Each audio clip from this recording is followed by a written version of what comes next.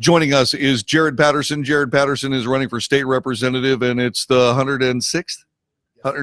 And thank you very much for joining us. Yes, sir. Thank you for having me. I appreciate it. Talk to me a little bit about what it's like to run and be a very sharp-looking, very well-turned-out candidate. Well, I mean, these are skills that you have to learn in order to be able to connect with the public and actually be a part of this big political process. Yes, sir. Well, I think that that credit has to go to my folks. Raising me the right way, I guess.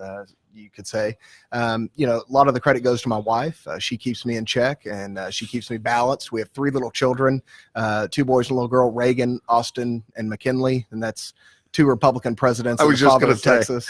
I was just going to say, I have no idea how I got the opportunity to name our 3 children. But my wife's a saint. I'll tell you, she keeps us all grounded, but we've got a big fight on our hands in Texas and elsewhere in the nation. We've got, one party that is out there that is, trying to take over.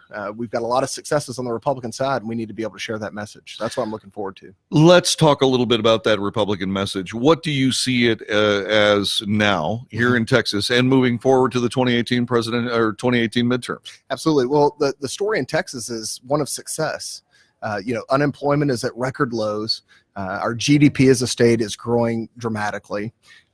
Folks are moving here from all over the country, whether they know it or not, as a direct result of conservative policies that have been implemented here in Texas, from Governor Abbott all the way down.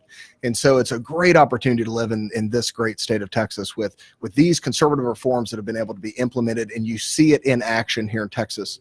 Versus states like California that have problems, that continually have problems.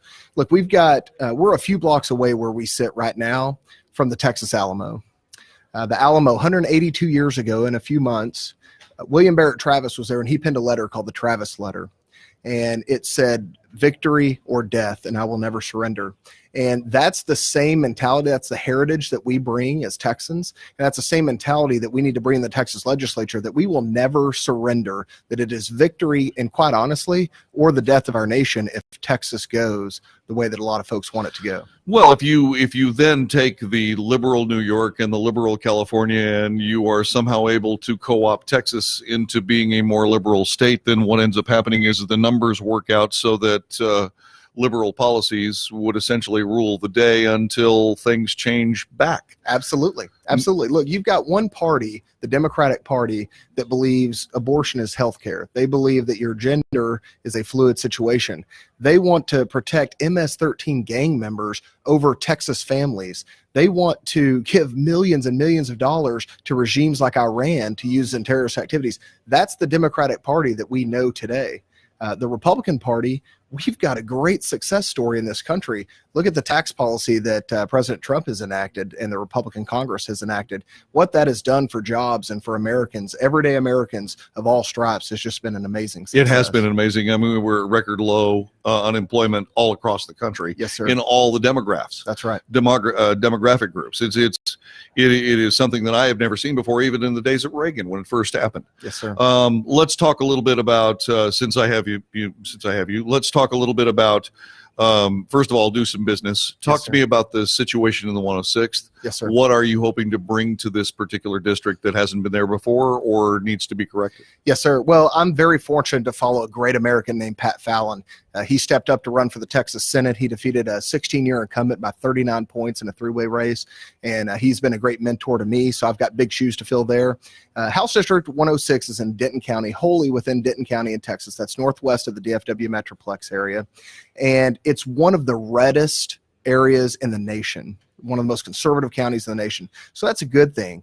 But the problem is in Frisco alone, I live in the Denton County side of Frisco, we have 22 new residents moving in every day.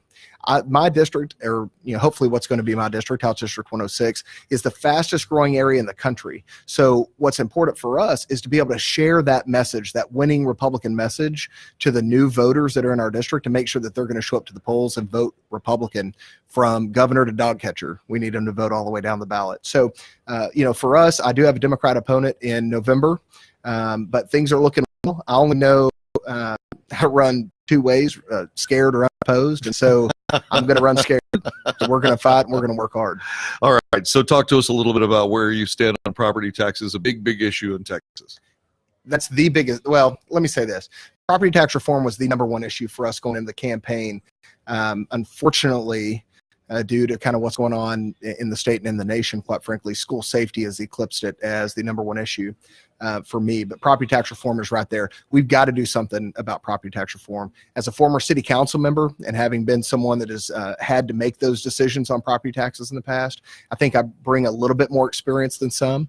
But we've got to get reforms done at the appraisal level. We've got to get reforms done with school finance, which is the biggest chunk affecting our property taxes, and that's just going to be huge. And that's a very pressing that's bringing that up, because that's the next issue, of course, and that's school security. Yes, and sir. There is clearly going to have to be some sort of investment made, Yes, sir. in defending these children. Absolutely. And enough's enough. Absolutely. I mean, everybody says we've got to do something about guns. We've got to do something about guns. No, we have to do something about the fact that all of the guns that are necessary to defend those kids are locked up in a liberal, diseased mind somewhere. That's right. And there is no key, therefore you cannot get them. It's intractable. Right. And it's ridiculous. Right. I mean, there is no reason on earth why Dianne Feinstein, who walks around surrounded by a phalanx of people carrying the very weapons she wants us not to be able to get our hands on, should have anything to do with school security. And the fact that Joe Biden in 1990 decided to make every single one of our schools in the United States a soft target, Yes. that is the insanity that I see, that it's discussed. No, and the most dangerous place to be in America is in a gun-free zone. Most of these events happen in gun-free zones because a criminal, by definition, isn't going to respect the law. One of the things that we've got to do is harden our targets. I cannot pass any piece of legislation that's going to change the hearts and minds and the soul of the folks that commit these acts. And that's just not the way that it works. So we've got to do whatever we can to harden the targets. I've got a meeting coming up on June 20th with the area superintendents and law enforcement officials in my district. We're going to discuss every single option, put every single option on the table, kick out the ones that aren't constitutional, and then, let me get to Austin and hit the ground running. But I'm looking at everything. I'm looking at arming, school faculty, just as we have Sure. the Air Marshal program. Yep. Anything that we can do to harden these targets, metal detectors, whatever it is, I'm open to any and all idea that doesn't negatively affect a law-abiding citizen and their rights. What I said on this broadcast, and it's easy for me to say these things on this broadcast because there is no political accountability, except that people give me at 844 Radio US. I mean, it's like, but what I said was this, is that if you are going through a scenario, a drill scenario of an active shooter that does not end in the simulated grisly death of the shooter, then you're accomplishing nothing. Right. Absolutely nothing. Right. And it's amazing how many of those drills do not. What they do is they go around and they check to see if the doors are locked, or they check to see if somebody can be seen or something along that line. Right. And they don't end up terminating the event. Right. The simple case of the matter is that this is going to continue to happen until word gets around that Billy Ray gobbledygook walked into a school today and nothing happened because before he could actually get the thing off safety, someone shot him in the forehead with a .44. Right. And so until this happens, we're not going to be able to stop this. Right. And there are constant stories of good guys with guns defeating bad people with guns. There are endless stories of how a citizen with a way to defend themselves in a deadly force situation took the steps to defend themselves and stopped crime waves. Right. My favorite, of course, is the crime wave of carjacking in Las Vegas, Nevada. We had a couple of carjackings, and then we had a couple of carjackings every week. Then we had a couple of carjackings every day. And someone finally said, "You're not taking my car today," and literally shot somebody in the head. Yep. The guy trying to steal his car. And then it happened again, and then it was over. Right. I don't think they've had another carjacking in Las Vegas since. It's amazing what happens when people are empowered to defend themselves. Exactly. And that's what we've got to do in Texas. We've got to empower people to defend themselves and defend our children.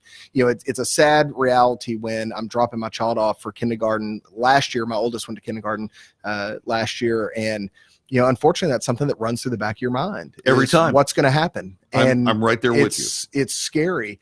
But if we have trained people that are there, armed and ready to go in the event that something terribly tragic is fixing to happen, then that's the best way against it. Even if you call the police, we've got wonderful police officers, where we live, and I could not support them any more than I do already. But it takes a while to get there. When seconds count, Absolutely. Police are only minutes away. That's right. I mean, you start thinking about some of the incredibly superb police responses Absolutely. that we've heard, and they're like a minute and a half or 2 minutes or something along that line. Unfortunately, 15 shots got fired. That's right. And if you only have one SRO or resource officer, uniformed police officer within the school district or within the school rather, then and you've got 2,500 kids in that school. That's a lot. Plus the fact that, they're a uniformed police officer. If you've got folks that you don't know who's carrying the gun, you don't know where the guns are or how many there are, that are the trained officials there at the school, that makes it a lot more dangerous if you're going to think about going in and doing something like that. Well, certainly. And kids is smart. I've discovered that kids is smart. It's not too far out of the realm of possibility.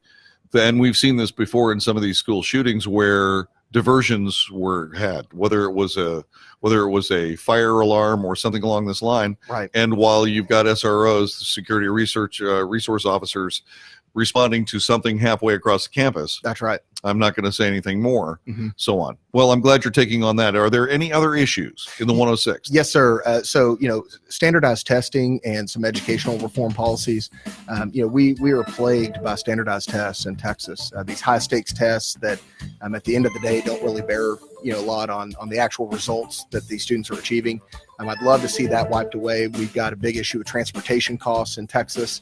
As I mentioned earlier, so many folks have moved to Texas, and that's a great thing. Please vote no on the bullet train. Yeah. Oh, well, let me tell you, all these concepts of like toll roads, for example.